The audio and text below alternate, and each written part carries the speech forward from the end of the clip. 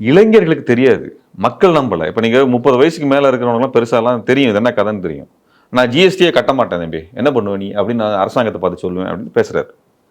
GST கட்ட மாட்டீங்க அப்படின்னா உங்ககிட்ட வந்து கேட்டெல்லாம் வாங்க மாட்டான். நம்ம சாதாரணமாக தெரியும், 10 ரூபாய்க்கு இட்லியை வாங்கினோம்னா அதில் 2 ரூபா வந்து வரி என்ன ஆகுது, ஜிஎஸ்டியா அவனுக்கு நேராக போயிடுது அக்கௌண்ட்டுக்கு. அது சென்னைக்கு வந்து கஜானாவில் வசூல் பண்ணி இங்கேருந்து குதிரையில் ஏற்றி அனுப்புகிறாங்க இல்லை. ஆனால் அவர் என்ன பேசுகிறார், நான் தரமாட்டேன்னு சொல்லிடுவேன், என்ன பண்ணுவேன் அப்படின்னு. ஆட்சியை கழிச்சுட்டு என்னங்க பண்ணுவீங்கன்னு யாரும் கேட்கல.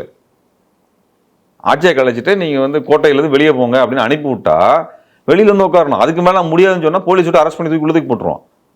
இவ்வளோதான் விஷயம் அதில். ஆனால் பேசுகிறது எப்படி, நான் நினச்ச இதெல்லாம் பண்ணிடுவேன், ஒரே நிமிஷம் தான் எனக்கு, நான் அனுப்பி கச்சத்தீவை மீட்டு எடுத்துருவேன், நான் நெய்தல் படை உருவாக்கி நான் வந்து இலங்கை இராணுவத்தை அடிப்பேன்.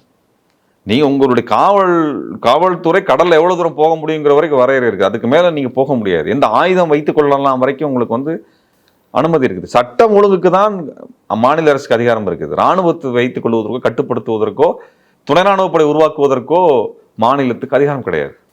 அப்போ இவர் ஒன்று உருவாக்குறேன்னு சொல்லிட்டாருனால ஒன்றும் செக்யூரிட்டி இருக்கு இல்லைங்களா, பேங்க் செக்யூரிட்டி, வாட்ச்மேனாக இருக்கிறவங்க, இவங்களை நீங்கள் வைக்கிறதுக்கே நீங்கள் வந்து ஒரு எல்லை வரையறையோட தானே பண்ணுறீங்க நீங்கள். அப்போ நீங்கள் ஒரு மாநிலத்துக்கே நீங்கள் ஒரு தனியான ஃபோர்ஸ் உருவாக்கிட முடியுமா? ஆனால் அவர் பேசுனது இளைஞர்கள்கிட்ட ஒரு கவர்ச்சி உருவாக்குது. அவருடைய கனவுகளுக்கு இவர் தீனி போடுகிறார், அதை நீங்கள் மறுக்க முடியுமா? அவர் பின்னால் ஒரு பெரிய கூட்டம் ஒவ்வொரு தேர்தலையும் திரளுது. அதுதான் இப்போ சிக்கல் என்னன்னா, இவர் வந்து இந்த மிட்டாய் கொடுத்துட்டு சாக்கில் குழந்தைங்களை கடத்திட்டு போகிறாங்கல்ல, அந்த மாதிரி வேலை நடக்குது. அந்த இளைஞர்களுக்கு வந்து என்னைக்குமே இளைஞர்கள், நீங்கள் நேரடி ஏமாற்ற விலைங்கிற வார்த்தையை பயன்படுத்துறீங்க, ஏன் அந்த மாதிரி சொல்கிறீங்க? இல்லை, அவர் கருத்தில் தான் அவர் சொல்கிற எதுவுமே ஒன்றும் இல்லைங்க.